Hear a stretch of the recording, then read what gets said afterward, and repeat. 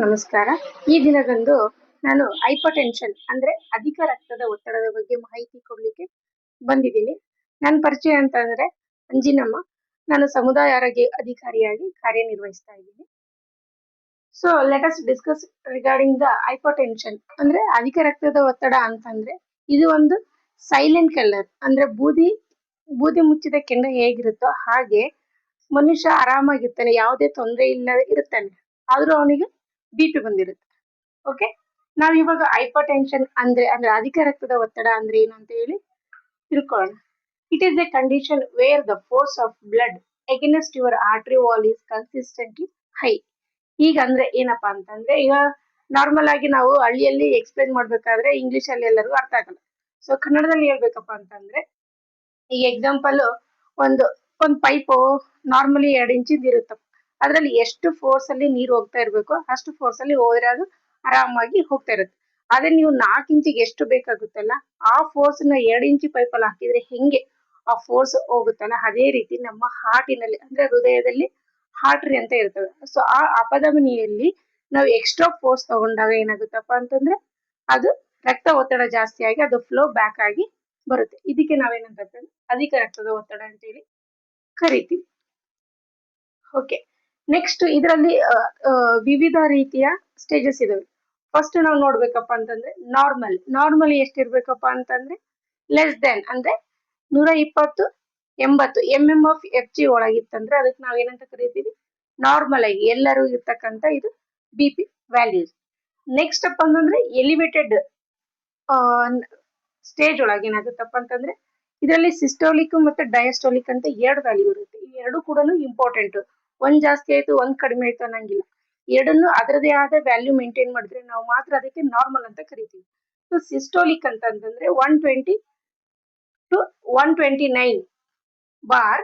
Diastolic ಏನಪ್ಪ ಅಂತಂದ್ರೆ below 80 mmHg ಇದ್ರೆ ಮಾತ್ರ ಅದನ್ನ ನಾವೇನಂತೀವಿ ಎಲಿವೇಟೆಡ್ ಅಂದ್ರೆ ಸ್ಲೈಟ್ಲಿ ಜಾಸ್ತಿ ಆಗಿರುವಂತದಕ್ಕೆ ನಾವು ಎಲಿವೇಟೆಡ್ ಅಂತ ಕರಿತೀವಿ. ಸ್ಟೇಜಸ್ ಒಳಗೆ ಫಸ್ಟ್ ಅಪ್ ಅಂತಂದ್ರೆ ನಾರ್ಮಲ್ ಎಷ್ಟಿರ್ಬೇಕಪ್ಪ ಅಂದ್ರೆ ಯಾರಿಗಾರ ಐಡಿಯಾ ಇರುತ್ತಾ? ಯೂಶಲಿ ಎಲ್ಲರ ಬಾಯಲ್ಲೂ ಕೇಳ್ತಿರ್ತೀರಾ 120, 80, 120 ಅಷ್ಟೇ ಹೇಳ್ತಾರೆ. 120 ಇದ್ರೆ ನಾರ್ಮಲ್ ಕಣಪ್ಪ ನಿಮ್ ಬಿಪಿ ಅಂತ ಹೇಳ್ತಾರೆ. ಬಟ್ ಇದ್ರೊಳಗೆ 2 ವ್ಯಾಲ್ಯೂಸ್ ಇಂಪಾರ್ಟೆಂಟ್ ಅಂತಂದ್ರೆ ಸಿಸ್ಟೋಲಿಕ್ ಮತ್ತೆ ಡಯಾಸ್ಟೋಲಿಕ್ ಅಂತ ಹೇಳಿ ಕರಿತೀವಿ. ಸೊ ಸಿಸ್ಟೋಲಿಕ್ ಒಳಗೆ 120 ಸಾರಿ, ಆಮೇಲೆ ಡಯಾಸ್ಟೋಲಿಕ್ 80 ಇತ್ತು ಅಂತಂದ್ರೆ ನಾವೇನ್ ಮಾಡ್ತೀವಿ ನಾರ್ಮಲ್ ಅಂತ ಹೇಳಿ ಕರಿತೀವಿ. ಅದೇ ಎಲಿವೇಟೆಡ್ ಅಲ್ಲಿ ನೆಕ್ಸ್ಟ್ ಸ್ಟೇಜ್ ಒಳಗೆ ಏನಾಗಿರುತ್ತಪ್ಪ ಅಂತಂದ್ರೆ ಸಿಸ್ಟೋಲಿಕ್ ವ್ಯಾಲ್ಯೂ 120 129, ಡಯಾಸ್ಟೋಲಿಕ್ 80 80 ಇತ್ತು ಅಂತಂದ್ರೆ ನಾವು ಅದಕ್ಕೆ ಎಲಿವೇಟೆಡ್ ಅಂದ್ರೆ ಸ್ಲೈಟ್ಲಿ ಅಥವಾ ಬಿಪಿ ಬಂದಿದೆ ಅಂತಾನೂ ಇಲ್ಲ ಅಥವಾ ಇಲ್ಲ ಜಾಸ್ತಿ ಆಗಿದೆ ಅಂತಾನೂ ಇಲ್ಲ, ಬೋರ್ಡರ್ ಲೈನ್ ಅಲ್ಲಿ ಇರುತ್ತೆ. ಸೊ ಇದಕ್ಕೆ ನಾವೇನಂತ ಕರಿತೀವಪ್ಪ ಅಂದ್ರೆ ಲೈಟ್ ಆಗಿ ನಿನಗೆ ಈಗ ಆಡು ಭಾಷೆಲಿ ಏನಂತಾರಪ್ಪ, ಈಗ ನಿನಗೆ ಈಗ ಹೊಸ್ಲಲ್ಲಿ ನಿಂತಿದ್ಯಪ್ಪ, ನೀನು ನೆಕ್ಸ್ಟ್ ದಾಟಿದೆ ಅಂದ್ರೆ ಬಿಪಿ ಬರುತ್ತೆ, ಈ ಕಡೆ ಬಂತಂದ್ರೆ ಬಿಲ್ ಆಗುತ್ತೆ. ಸೊ ನಾವು ಮೇಂಟೈನ್ ಮಾಡ್ಕೊಂಡು ಹೋಗ್ಬೇಕು ಅಂತ ಹೇಳ್ತೇವೆ. ನೆಕ್ಸ್ಟ್ ಅಪ್ ಅಂದ್ರೆ ಸ್ಟೇಜ್ 1. ಆ ಸ್ಟೇಜ್ 1 ಒಳಗೆ ಏನಾಗುತ್ತಪ್ಪ ಅಂದ್ರೆ ಬಿಟ್ವೀನ್ ಅಂದ್ರೆ ಮಧ್ಯ 130 139 ಸಿಸ್ಟೋಲಿಕ್ ಇತ್ತು, ಡಯಾಸ್ಟೋಲಿಕ್ 80 89 ಇತ್ತು ಅಂದ್ರೆ ನಾವೇನ್ ಮಾಡ್ತೀವಿ ಸ್ಟೇಜ್ 1 ಅಂತ ಹೇಳಿ ನಾವು ಕರಿತೀವಿ. ಇದು ಬಿಗಿನಿಂಗ್ ಸ್ಟೇಜ್, ಬಿಪಿ ಬರ್ಲಿಕ್ಕೋಸ್ಕರ ಈಗ ವೆಯ್ಟ್ ಮಾಡ್ತಾ ಇದೆ ಅನ್ನೋ ಇದರಲ್ಲಿ ಇರುತ್ತೆ. ನೆಕ್ಸ್ಟ್ ಒಳಗೆ ಏನಪ್ಪಾ ಅಂತಂದ್ರೆ ಸ್ಟೇಜ್ 2 ಅಂದ್ರೆ ಬಿಟ್ವೀನ್ 140 ಅಥವಾ ಹೈಯರ್ 140ಕ್ಕಿಂತ ಜಾಸ್ತಿ ಇದ್ದು ಸಿಸ್ಟೋಲಿಕ್, ಡಯಾಸ್ಟೋಲಿಕ್ 90 ಅಥವಾ ಅದಕ್ಕಿಂತ ಜಾಸ್ತಿ ಇದ್ರೆ ನಾವೇನಂತ ಕರಿತೀವಿ ಅದಕ್ಕೆ ಸ್ಟೇಜ್ 2. ಆಲ್ರೆಡಿ ನಾವೇನ್ ಮಾಡಿದೀವಪ್ಪ ಅಂತಂದ್ರೆ ಆಲ್ರೆಡಿ ಅವನು ಬಿಪಿ ಅಲ್ಲಿ ಇದಾನೆ ಅಂತ ನಾವು ಪೇಷಂಟ್ಗೆ ನಾವು ಹೇಳ್ಬೋದು, ನೀನು ಬಿಪಿ ಬಂದಿದ್ಯಪ್ಪ ಇನ್ಮೇಲೆ ನೀನು ಟ್ಯಾಬ್ಲೆಟ್ ತಗೋಬೇಕು ಅಂತ ಹೇಳಿ ನಾವು ಹೇಳ್ಬೋದು. ನೆಕ್ಸ್ಟ್ ಸ್ಟೇಜ್ ಒಳಗೆ ಏನಪ್ಪ ಹೈಪರ್ಟೆನ್ಸಿವ್ ಕ್ರೈಸಿಸ್. ಆಲ್ರೆಡಿ ಇವನೇ ಫುಲ್ ಟ್ಯಾಬ್ಲೆಟ್ ಅನ್ನು ತಗೋತಿಲ್ಲ, ಏನೂ ಬಂದಿಲ್ಲ, ಆಲ್ರೆಡಿ ಹೈಪರ್ಟೆನ್ಸಿವ್ ಕ್ರೈಸಿಸ್ ಹೋಗಿದ್ದೇನಪ್ಪ ಅಂದ್ರೆ ಕಾಂಪ್ಲಿಕೇಶನ್ ಆಲ್ರೆಡಿ ಮೀರ್ ಹೋಗಿದೆ. ಸೊ ಅವಾಗ ಅದ್ರ ವ್ಯಾಲ್ಯೂ ಎಷ್ಟಾಗಿರುತ್ತಪ್ಪ ಅಂತಂದ್ರೆ 180 ಸಿಸ್ಟೋಲಿಕ್ ಇರಬೇಕು, ಡಯಾಸ್ಟೋಲಿಕ್ 120 mmHg ಜಾಸ್ತಿ ಇದ್ದಾಗ ಅವನು ಏನಾಗ್ತಾನಪ್ಪ ಅಂದ್ರೆ ಹೈಪರ್ಟೆನ್ಸಿವ್ ಕ್ರೈಸಿಸ್ಗೆ ಹೋಗಿ ಅವನಿಗೆ ತುಂಬಾ ಕಾಂಪ್ಲಿಕೇಶನ್ಸ್ ಆಗ್ತಾ ಹೋಗುತ್ತೆ. ಇವು ಒಬ್ಬ ಮನುಷ್ಯನಲ್ಲಿ ಇರ್ತಕ್ಕಂಥ ಸ್ಟೇಜಸ್ ಅಂದ್ರೆ ಹೈಪರ್ ಟೆನ್ಷನ್ ಅಂದ್ರೆ ಅಧಿಕ ರಕ್ತದೊಳಲ್ಲಿ ಇರ್ತಕ್ಕಂಥ ಸ್ಟೇಜಸ್ಗಳು ಇವು. ಓಕೆ, ಈಗ ನಾ ಇಲ್ಲಿವರೆಗೂ ಸ್ಟೇಜಸ್ ಅನ್ನ ಹೇಳಿದೆ. ಇನ್ಮೇಲೆ ಯಾವ ಸ್ಟೇಜಸ್ ಅಲ್ಲಿ ಯಾವ ಟ್ಯಾಬ್ಲೆಟ್ ತಗೋಬೇಕು, ಯಾವ ಸ್ಟೇಜ್ ಅಲ್ಲಿ ಟ್ಯಾಬ್ಲೆಟ್ ತಗೋಬೇಕು, ಇನ್ಯಾವ ಸ್ಟೇಜ್ ಅಲ್ಲಿ ನಾವು ಏನ್ ಮಾಡ್ಬೇಕಪ್ಪ ಅಂದ್ರೆ ಆಹಾರ ಪದ್ಧತಿ ಆಗಿರ್ಬೋದು, ಚಿಕಿತ್ಸೆ ಆಗಿರ್ಬೋದು, ನಮ್ಮ ಜೀವನದ ಬದಲಾವಣೆಗಳನ್ನ ನಮ್ಮ ಜೀವನದಲ್ಲಿ ಬದಲಾವಣೆ ಮಾಡ್ಕೋಬೇಕಂತೇಳಿ ನಾನು ಮುಂದಿನ ಕ್ರಮದಲ್ಲಿ ನಿಮ್ಗೆ ಹೇಳ್ಕೊಡ್ತಾ ಹೋಗ್ತೀನಿ. ಓಕೆ, ನಾವ್ ಇಲ್ಲಿವರೆಗೂ ಹೈಪರ್ ಟೆನ್ಷನ್ ಅಂದ್ರೆ ಅಧಿಕ ರಕ್ತದೊತ್ತಡ ಅಂದ್ರೆ ಏನು, ಅದ್ರ ಸ್ಟೇಜಸ್ ಏನು, ಸೊ ಎಲ್ಲದನ್ನ ಡೀಟೇಲ್ ಆಗಿ ನಿಮಗೆ ಅರ್ಥವಾಗಿ ಹೇಳಿದೀನಿ. ನೆಕ್ಸ್ಟ್ ಇದನ್ನ ಯಾವ ರೀತಿ ಯಾವ್ದ್ರಿಂದ ಬರುತ್ತೆ, ಈಗ ರಿಸ್ಕ್ ಫ್ಯಾಕ್ಟರ್ಸ್ ಆಗಿರ್ಬೋದು, ಕಾಸಸ್ ಆಗಿರ್ಬೋದು, ಈ ತರದನ್ನ ನಾವು ಡಿಸ್ಕಸ್ ಮಾಡೋಣ. ಓಕೆ, ಇದರ ರಿಸ್ಕ್ ಫ್ಯಾಕ್ಟರ್ಸ್ ಏನಪ್ಪಾ ಅಂತಂದ್ರೆ, ರಿಸ್ಕ್ ಫ್ಯಾಕ್ಟರ್ಸ್ ಅಲ್ಲಿ 2 ತರ ಬರ್ತವೆ. ಒಂದು ಮಾಡಿಫಿಕೇಶನ್ ಅಂತ ಅಂದ್ರೆ ನಾವು ತಿದ್ಕೋಬೇಕಾದ್ ಮಾಡಿಫಿಕೇಶನ್ ಚೇಂಜಸ್ ಮಾಡಬಹುದು. ಆಮೇಲೆ ನಾನ್ ಮಾಡಿಫಿಕೇಶನ್, ಅದನ್ನ ನಾವು ಚೇಂಜಸ್ ಮಾಡಕ್ಕೆ ಆಗಲ್ಲ. ಸೊ ಅದರಲ್ಲಿ 2 ನಾವು ಡಿಸ್ಕಸ್ ಮಾಡೋಣ. ಫಸ್ಟ್ ಅಂದ್ರೆ ಮಾಡಿಫಿಕೇಶನ್, ನಮ್ಮ BP ನ ನಾವು ಯಾವ ರೀತಿ ಚೇಂಜಸ್ ಮಾಡ್ಕೊಂಡ್ರೆ ಕಡಿಮೆ ಆಗುತ್ತೆ. ಓಕೆನಾ. ಫಸ್ಟ್ ಬರೋದು ಅಂತಂದ್ರೆ ಡಯಟ್ ಅಂತಂದ್ರೆ ನಮ್ಮ ಊಟ ಪದ್ಧತಿಯಲ್ಲಿ, ನಮ್ಮ ದಿನನಿತ್ಯದ ಊಟದಲ್ಲಿ ನಾವು ಯಾವ ರೀತಿ ಬದಲಾವಣೆ ಮಾಡ್ಕೊಂಡ್ರೆ ನಾವು ನಮ್ಮ ರಕ್ತದ ಒತ್ತಡನ ನಾವು ಕಡಿಮೆ ಮಾಡ್ಬೋದು ಒಂದು. ನೆಕ್ಸ್ಟ್ ಬರತ್ತಪ್ಪ ಅಂದ್ರೆ ಫಿಸಿಕಲ್ ಆಕ್ಟಿವಿಟೀಸ್ ಅಂತಂದ್ರೆ ಒಬ್ಬ ವ್ಯಕ್ತಿ ಏನ್ ಮಾಡ್ತಾನಪ್ಪ ಅಂದ್ರೆ ಊಟ ಮಾಡೋದು, ಕುತ್ಕೊಳ್ಳೋದು. ಅದು ಇನ್ನೊಬ್ಬ ವ್ಯಕ್ತಿನ ಸೆಡೆಂಟರಿ ಲೈಫ್ ಸ್ಟೈಲ್ಸ್ ಅಂತ ಕರಿತೀವಿ ನಾವು. ಅಂತಂದ್ರೆ ಬೆಳಗ್ಗೆಯಿಂದ ಸಂಜೆವರೆಗೂ, ಈಗ ಎಕ್ಸಾಂಪಲ್ ವರ್ಕಿಂಗ್ ಹೋಗ್ತಕ್ಕಂತ ವ್ಯಕ್ತಿಗಳು ಏನಾಗಿರ್ತಾರಪ್ಪ ಅಂತಂದ್ರೆ ಅವ್ರು ಅಡ್ಡಾಡಕ್ ಆಗಲ್ಲ. ಈಗ ಕಂಪ್ಯೂಟರ್ ಮಾಡೋಂಥವ್ರು, ಆಮೇಲೆ ಕುತ್ಕೊಂಡಲ್ಲಿ ಕೆಲಸ ಮಾಡೋಂಥ ವ್ಯಕ್ತಿಗಳು ಏನಾಗುತ್ತೆ, ಅವ್ರಿಗೆ ಫಿಸಿಕಲ್ ಆಕ್ಟಿವಿಟೀಸ್ ಏನಿರಲ್ಲ. ಬೆಳಗ್ಗೆ ಊಟ ಮಾಡ್ಕೊಂಡ್ ಬರ್ತಾರೆ, ಬೆಳಗ್ಗೆಯಿಂದ ಸಂಜೆವರೆಗೂ ಅಲ್ಲೇ ಕೂತಿರ್ತಾರೆ, ಮಧ್ಯಾಹ್ನ ಊಟ ಮಾಡ್ತಾರೆ, ಅಲ್ಲೇ ಕೂರ್ತಾರೆ. ಸೊ ಹಾಗಾಗಿ ಏನಾಗುತ್ತಪ್ಪ ಅಂತಂದ್ರೆ ಆ ಪೇಷಂಟ್ ಅಲ್ಲಿ ಏನಾಗುತ್ತಪ್ಪ ಅಂದ್ರೆ ಒಬೇಸ್ ಅಂತಂದ್ರೆ ವೆಯ್ಟ್ ಗೇನ್ ಆಗ್ತಾ ಹೋಗ್ತದೆ. ಓಕೆನಾ. ಸೊ ನಾವ್ ಹಾಗಾಗಿ ಏನ್ ಮಾಡ್ಬೇಕಪ್ಪ ಅಂತಂದ್ರೆ ಮಧ್ಯ ಮಧ್ಯ ಅಟ್ಲೀಸ್ಟ್ 1 ಅವರ್ಗೊಮ್ಮೆ ನಾವ್ ಎದ್ದು ಒಂದ್ 5-10 ನಿಮಿಷನಾದ್ರು ವಾಕ್ ಮಾಡ್ಬೇಕು. ಇದು ಫಿಸಿಕಲ್ ಆಕ್ಟಿವಿಟಿ ಒಳಗೆ ನಾವು ಮಾಡಬಹುದು. ನೆಕ್ಸ್ಟ್ ಏನಪ್ಪಾ ಅಂತಂದ್ರೆ ವೆಯ್ಟ್.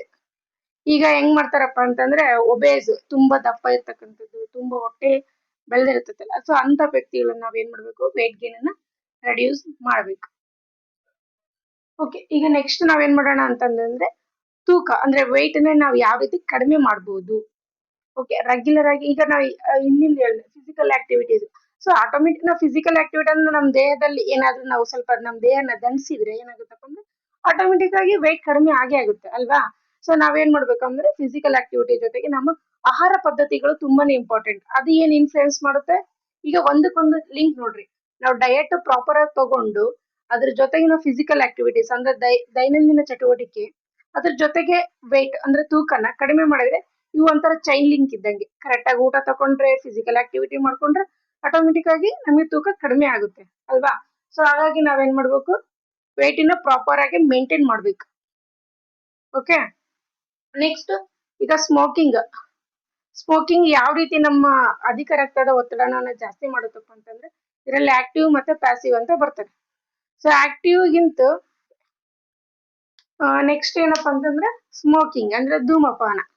ಸೊ ಧೂಮಪಾನ ಅಂತಂದ್ರೆ ಯಾವ ರೀತಿ ಸಿಗರೇಟ್ ಆಗಿರ್ಬೋದು, ಬೀಡಿ ಆಗಿರ್ಬೋದು, ಗಾಂಜಾ ಆಗಿರ್ಬೋದು, ಆ ಹುಕ್ಕ ಅಂತ ಕರಿತಾರಲ್ಲ, ಸೊ ಈ ತರ ಎಲ್ಲ ಇರುತ್ತಲ್ಲ, ಈ ತರದನ್ನೆಲ್ಲ ಮಾಡೋದ್ರಿಂದ ಏನಾಗುತ್ತಪ್ಪ ಅಂದ್ರೆ ನಮ್ಮ ಹಾರ್ಟ್ರಿ ಒಳಗೆ ಅದು ಏನು, ಈಗ ಬೀಡಿ ಒಬ್ರು ಸೇರ್ತಿರ್ತಾರ ಅನ್ಕೊಳ್ರಿ, ಬೀಡಿ ಸೇದೋರ್ಗಿಂತ ಆ ಹೊಗೆ ತಗೊಂತಿರ್ತಾನಲ್ಲ ಅವನಿಗೆ ಜಾಸ್ತಿ ತೊಂದರೆಗಳಾಗ್ತಿರ್ತವೆ.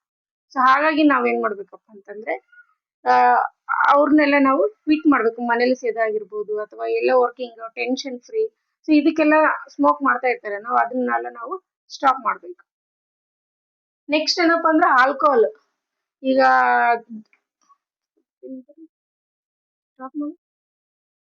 ಓಕೆನಾ, ಆಲ್ಕೋಹಾಲ್. ನೆಕ್ಸ್ಟ್ ಆಲ್ಕೋಹಾಲ್, ಮದ್ಯಪಾನ. ಈಗಂತೂ ಆಗಿನ ಕಾಲಕ್ಕೆ ಇವಾಗಿನ ಕಾಲಕ್ಕೆ ನೋಡಿದ್ರೆ ಅವಾಗೆಲ್ಲ ಒಂದು 50-60 ವರ್ಷ ಆದ್ಮೇಲೆ ಸ್ಟಾರ್ಟ್ ಮಾಡೋರು.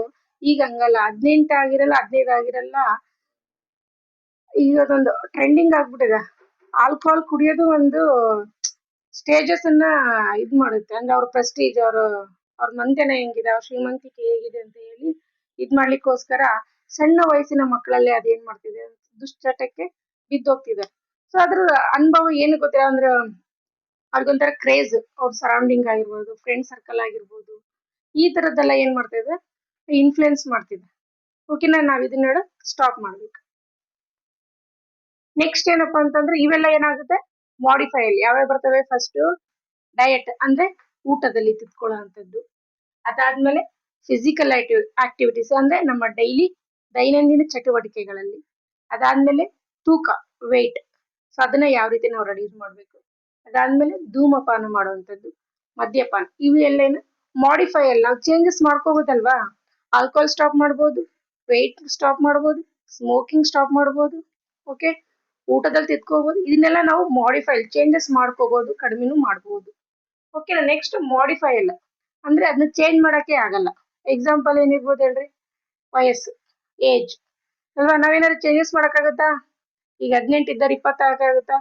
50 ಆಗಕ್ಕಾಗತ್ತಾ? ಇಲ್ಲ 50 ಇದ್ದವ್ರು 18 ವರ್ಷಕ್ಕೆ ಬರಕ್ಕಾಗತ್ತಾ?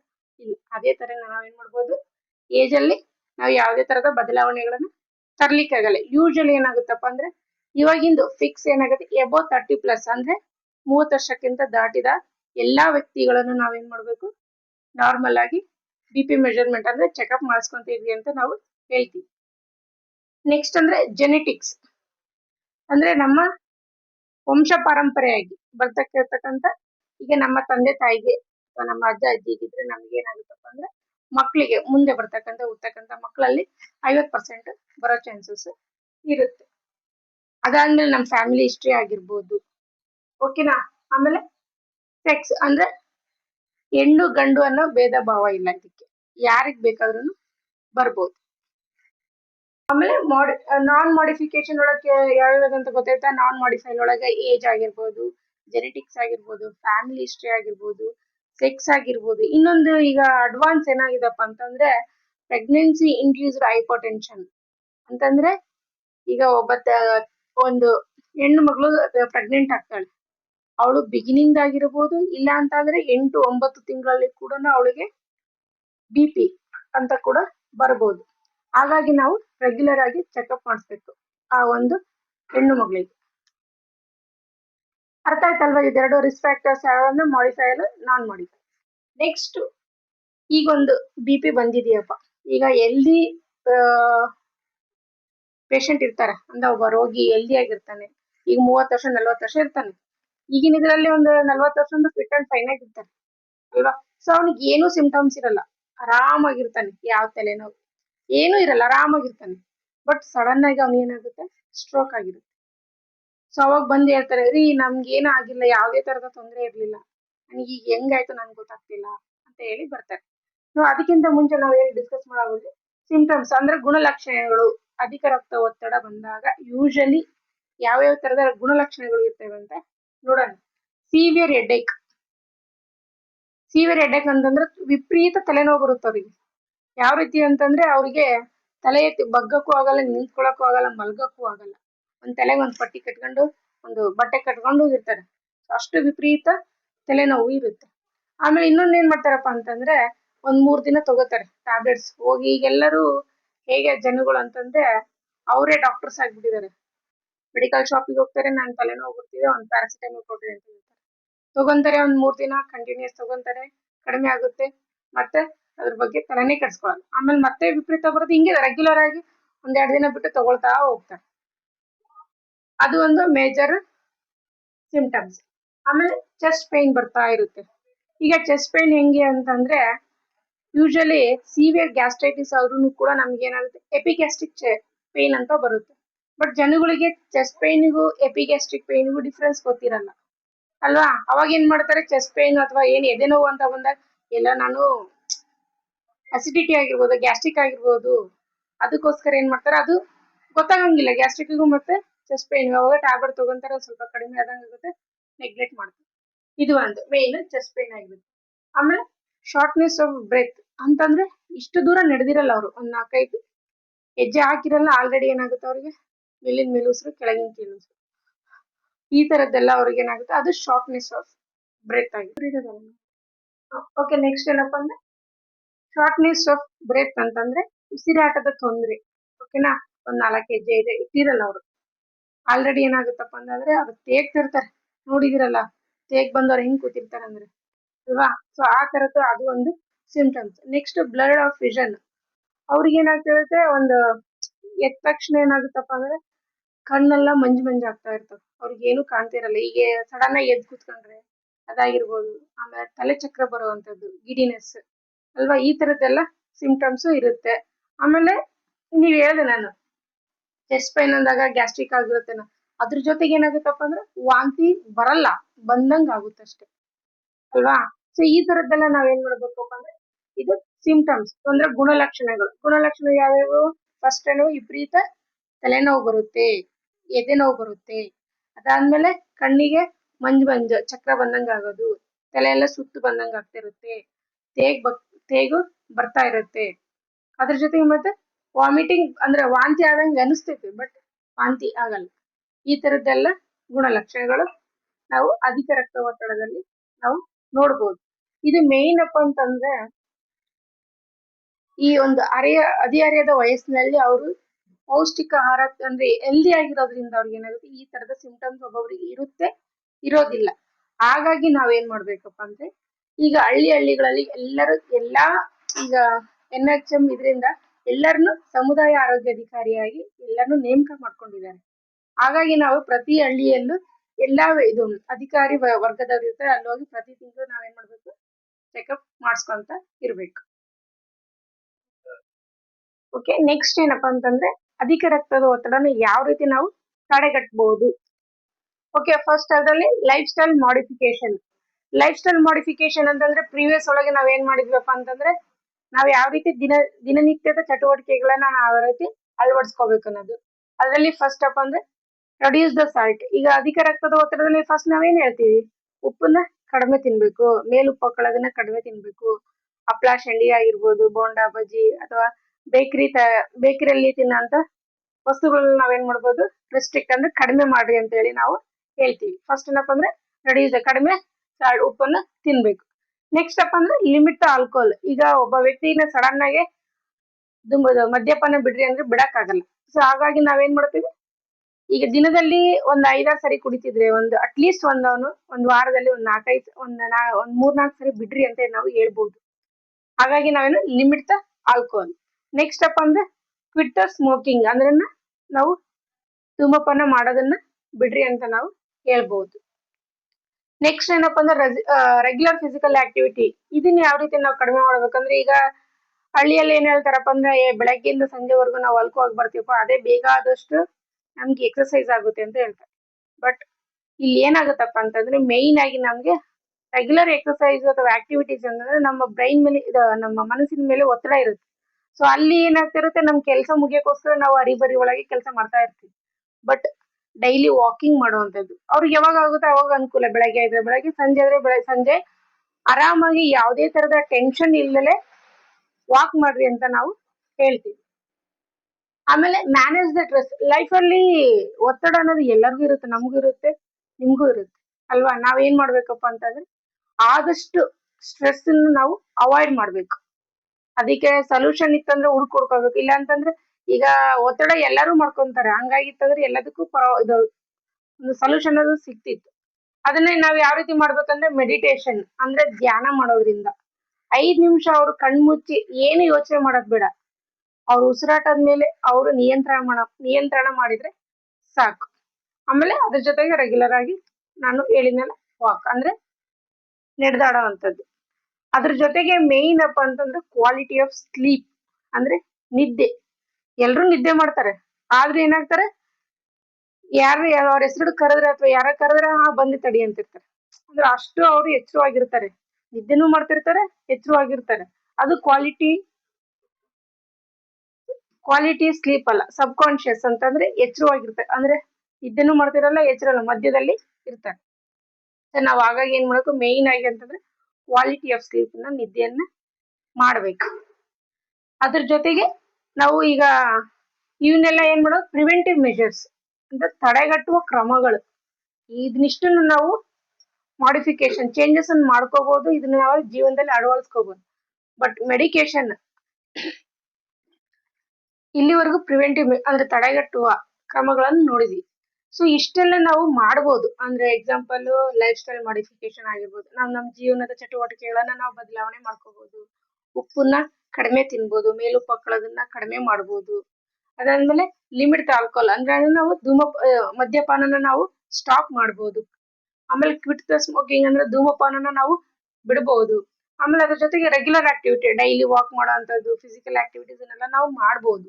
ಅದ್ರ ಜೊತೆಗೆ ಸ್ಟ್ರೆಸ್ ಅಂದ್ರೆ ಒತ್ತಡನ ನಾವು ಯಾವ ರೀತಿ ಮಾಡ್ಬೋದಪ್ಪ ಅಂತಂದ್ರೆ ಮೆಡಿಟೇಷನ್ ಅಂದ್ರೆ ಧ್ಯಾನ ಮಾಡೋದಾಗಿರ್ಬೋದು, ಯೋಗಾಸನ ಮಾಡುವಂಥದ್ದು, ಆಮೇಲೆ ವಾಕ್ ಮಾಡುವಂಥದ್ದು, ಈ ತರದನ್ನೆಲ್ಲ ಮಾಡಬಹುದು. ಅದ್ರ ಜೊತೆಗೆ ಕ್ವಾಲಿಟಿ ಆಫ್ ಸ್ಲೀಪ್ಸ್ ಅಂತಂದ್ರೆ ಒಬ್ಬ ವ್ಯಕ್ತಿ ದಿನದಲ್ಲಿ 8 ತಾಸುಗಳನ್ನ ಸಮೃದ್ಧಿಯಾಗಿ ನಿದ್ದೆ ಮಾಡಿದೆಪ್ಪ ಅಂತಂದ್ರೆ ಆದಷ್ಟು ಅವನಿಗೆ ಆಟೋಮೆಟಿಕ್ ಆಗಿ ಒತ್ತಡನ ಅದು ತನ್ನಿಂತಾನೆ ಕಡಿಮೆ ಆಗುತ್ತೆ. ಓಕೆನಾ? ಅದ್ರ ಜೊತೆಗೆ ಇದಿಷ್ಟನ್ನು ನಮ್ ಕೈಲಿ ಮಾಡಕ್ ಆದ್ರೂನು ಕೂಡ ಬಿ.ಪಿ ಅಂದ್ರೆ ಬಿ.ಪಿ ಒತ್ತಡ ಕಡಿಮೆ ಆಗಿಲ್ಲಪ್ಪ ಅಂತಂದ್ರೆ ನೆಕ್ಸ್ಟ್ ನಾವ್ ಎಲ್ಲಿಗೆ ಹೋಗ್ಬೋದು? ಚಿಕಿತ್ಸೆ ಅಂದ್ರೆ ಆಸ್ಪತ್ರೆಯಲ್ಲಿ ಹೋಗಿ ಮೆಡಿಕೇಶನ್ ನಾವು ತಗೋಬಹುದು. ಅದ್ರ ಜೊತೆಗೆ ನಾವೇನ್ ಮಾಡಬೇಕು? ಫಸ್ಟ್ ಅಪ್ಪ ಅಂತಂದ್ರೆ ಈಗ ಒಬ್ಬ ವ್ಯಕ್ತಿ ಈಗ ಹಾಸ್ಪಿಟ್ಲಿಗೆ ಹೋಗ್ತಾನಪ್ಪ, ಅಲ್ಲಿ ಈಗ ಅವ್ರೇ ಹೇಳ್ತಾರಪ್ಪ ಬಿ.ಪಿ ಚೆಕ್ ಮಾಡ್ಬಿಟ್ಟು 140 90 ಮೇಲೆ ಇದೆಯಪ್ಪ, ನೀವು ಟ್ಯಾಬ್ಲೆಟ್ ತಗೋಬೇಕು ಅಂತ ಹೇಳ್ತಾರೆ. ಅವ್ರ ಏನ್ ಮಾಡ್ತಾರೆ? ಈ ಆಸ್ಪತ್ರೆ ಸರಿ ಇಲ್ಲ, ಇನ್ನೊಂದು ಆಸ್ಪತ್ರೆಗೆ ಹೋಗ್ತಾರೆ. ಅಲ್ಲಿ ಕೂಡ ಅಷ್ಟೇ ಬರ್ತಾರೆ. ನೆಕ್ಸ್ಟ್ ಬಂದು ನಮ್ಮ ಹತ್ರ ಇಲ್ಲ ರೀ, ನಾವ್ ಬೇರೆ ಕಡೆ ನಾವು ಚೆಕ್ ಮಾಡ್ಸಿದ್ವಿ, ಅಷ್ಟೇ ಬರ್ತಿದೆ, ಮೆಡಿಸಿನ್ ಕೊಡ್ರಿ ಅಂತ ಹೇಳ್ತಾರೆ. ನಾವೇನ್ ಮಾಡ್ತೀವಪ್ಪ ಅಂತಂದ್ರೆ ಒಂದ್ 10 ದಿನದ್ದು 20 ದಿನದ್ದು ಟ್ಯಾಬ್ಲೆಟ್ಸ್ ಅನ್ನ ಕೊಡ್ತಾರೆ. ಸೊ ಅವಾಗ ಕೊಟ್ಟಾಗ ಏನಾಗುತ್ತೆ? ನೆಕ್ಸ್ಟ್ ಬಂದಾಗ ಒಂದ್ ಸ್ವಲ್ಪ ಕಡಿಮೆ ಆಗಿದೆಯಪ್ಪ ಅಂತ ಹೇಳ್ತಾರೆ. ಸೊ ಅವ್ರು ಕಡಿಮೆ ಆಗಿದೆ ಅಂತ ಹೇಳಿದ್ದ ತಕ್ಷಣ ಏನ್ ಮಾಡ್ತಾರಪ್ಪ ಅಂದ್ರೆ ಆ ಟ್ಯಾಬ್ಲೆಟ್ ಅನ್ನ ಸ್ಟಾಪ್ ಮಾಡ್ಬಿಡ್ತಾರೆ. ಅಯ್ಯೋ ಟ್ಯಾಬ್ಲೆಟ್ಸ್ ಅಂತ ಕಡಿಮೆ ಆಗಿದೆಯಲ್ಲ, ಮತ್ತಿನ್ನೇನಕ್ಕೆ ಆ ಟ್ಯಾಬ್ಲೆಟ್ಸ್ ನ ಕಂಟಿನ್ಯೂ ಮಾಡಬೇಕು? ಇನ್ನೊಬ್ರದ್ದು ಏನು ಮಿತ್ಸ್ ಬಂದ್ ತಪ್ಪು ಕಲ್ಪನೆ ಏನಪ್ಪಾ ಅಂತಂದ್ರೆ ಒನ್ ಟೈಮ್ ಟ್ಯಾಬ್ಲೆಟ್ ತಗೊಂಡ್ಬಿಟ್ರೆ ಜೀವನ ಪರ್ಯಂತ ಒಂದು ಸಾಯೋವರ್ಗುನು ಗುಳಿಗೆ ತಗೋಬೇಕು. ಅದಕ್ಕೆ ಅರ್ಧ ಎದ್ದಿ ಏನ್ ಮಾಡ್ತಾರಪ್ಪ, ಎದ್ರಿ ಬಿಟ್ಟು ಏನ್ ಮಾಡ್ತಾರೆ ಜನ ಅಂತಂದ್ರೆ ಟ್ಯಾಬ್ಲೆಟ್ ನ ಸ್ಟಾಪ್ ಮಾಡ್ತಾರೆ. ಓಕೆನಾ? ಸೊ ಅವಾಗ ಏನಾಗುತ್ತಪ್ಪ ಅಂತಂದ್ರೆ ಅವರಿಗೆ ಕಾಂಪ್ಲಿಕೇಶನ್ ಏನಾಗ್ಬೋದು? ಯಾರಿಗಾರ ಐಡಿಯಾ ಇದೆಯಾ? ಮೇನ್ ಆಗಿ ಏನ್ ಹೇಳ್ರಿ? ಪಾರ್ಶ್ವ ಆಗುತ್ತೆ, ಲಕ್ವ ಅಂತ ಕೇಳಿದಿರಲ್ವಾ?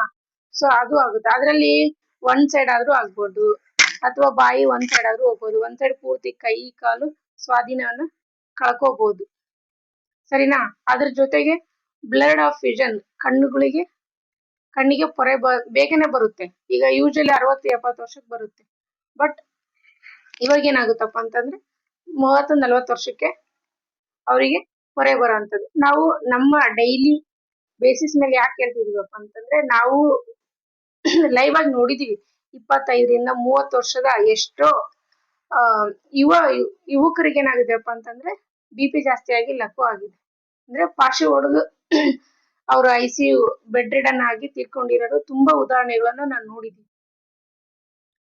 ಓಕೆನಾ? ನಾವು ಫಸ್ಟ್ ಏನ್ ಮಾಡ್ಬೇಕಂದ್ರೆ ಮೆಡಿಕೇಶನ್ ಆಗಿ ಪ್ರಾಪರ್ ಆಗಿ ಯಾವ ರೀತಿ ಹೇಳಿರ್ತಾರಲ್ವಾ ಅದೇ ರೀತಿ ನಾವು ಮೆಡಿಕೇಶನ್ ತಗೋಬೇಕು. ಅದ್ರ ಜೊತೆಗೆ ಇನ್ನೊಂದ್ ಏನ್ ಮಾಡ್ತಾರಪ್ಪ ಅಂದ್ರೆ ರೆಗ್ಯುಲರ್ ಆಗಿ ತಗೊಳಲ್ಲ. ಇವಾಗ 10 ಗಂಟೆ ತಗೊಂಡ್ರೆ ನೆಕ್ಸ್ಟ್ ಡೇ ಅದ್ ಯಾವಾಗೋ ತಗೊಂತಾರೆ, ಇಲ್ಲಾಂದ್ರೆ 2 days ಬಿಟ್ಟು ಅಂದ್ರೆ 2 ದಿನ ಬಿಟ್ಟು ತಗೊಳ್ಳೋಂಥದ್ದು. ಈ ತರದನ್ನೆಲ್ಲ ಮಾಡೋದ್ರಿಂದ ಏನಾಗುತ್ತೆ? ಅದು ಕಾಂಪ್ಲಿಕೇಶನ್ ಆಗಿ ತಿರ್ಕೊಳ್ಳುತ್ತೆ. ಅದಾದ್ಮೇಲೆ ರೆಗ್ಯುಲರ್ ಆಗಿ ಚೆಕ್ಅಪ್ ಮಾಡ್ಬೇಕು. ಈಗ ಫಸ್ಟ್ ತಿಂಗಳು ಬಂದ್ರೆ ಯಾವಾಗೋ 3 ತಿಂಗಳಿಗೆ ಬರ್ತಿರ್ತಾರೆ. ಸೊ ಹಾಗಾಗಿ ನಾವೇನ್ ಮಾಡ್ಬೇಕು? ಆ ತರ ತಪ್ಪುಗಳನ್ನ ಮಾಡಬಾರ್ದು. ರೆಗ್ಯುಲರ್ ಆಗಿ ತಿಂಗಳ ಬಂದು ಚೆಕ್ಅಪ್ ಮಾಡಿಸ್ಕೊಂಡು ಅದಕ್ಕೆ ರಿಲೇಟೆಡ್ ಆಗಿರ್ತಕ್ಕಂಥ ಚಿಕಿತ್ಸೆ, ಮೆಡಿಕೇಶನ್ಸ್, ಟ್ರೀಟ್ಮೆಂಟ್ಗಳನ್ನೆಲ್ಲ ತಗೋಬೇಕು. ಓಕೆ, ನಾವು ಈಗ ಈ ಒಂದು ಡಿಸ್ಕಷನ್ ಕೊನೆಯ ಹಂತವನ್ನ ತಲುಪಿದೀವಿ. ಇಷ್ಟ ತನಕ ನನಗೆ ಅಧಿಕ ರಕ್ತದ ಒತ್ತಡ ಹೈಪರ್ ಟೆನ್ಷನ್ ಬಗ್ಗೆ ಹೇಳಲಿಕ್ಕೆ ಅವಕಾಶ ಮಾಡಿಕೊಟ್ಟಿರ್ತಕ್ಕಂಥ ನಿಮ್ಮೆಲ್ಲರಿಗೂ ವಂದನೆಗಳನ್ನ ತಿಳಿಸ್ತೇನೆ. ಸೊ ಇವತ್ತಿನ ವಿಷಯ ಇದಾಗಿತ್ತು. ಅಧಿಕ ರಕ್ತದೊತ್ತಡದ ಬಗ್ಗೆ ಒಂದು ಮಾಹಿತಿಯನ್ನ ಕೊಡ್ಲಿಕ್ಕೆ ನಾವು ಈ ವಿಡಿಯೋನ ಮಾಡಿದ್ದೇವೆ. ಸೊ ಇನ್ನೂ ಹೆಚ್ಚಿನ ಆರೋಗ್ಯ ಸಂಬಂಧಿತ ವಿಡಿಯೋಗಳನ್ನ ನಾವು ಮಾಡ್ತಾ ಇರ್ತೇವೆ. ಸೊ ಹಾಗಾಗಿ ನಮ್ಮ ಚಾನೆಲ್ ಅನ್ನು ಸಬ್ಸ್ಕ್ರೈಬ್ ಮಾಡಿ, ಹಾಗೆ ನಮ್ಗೆ ಸಪೋರ್ಟ್ ಮಾಡಿ ಅಂತ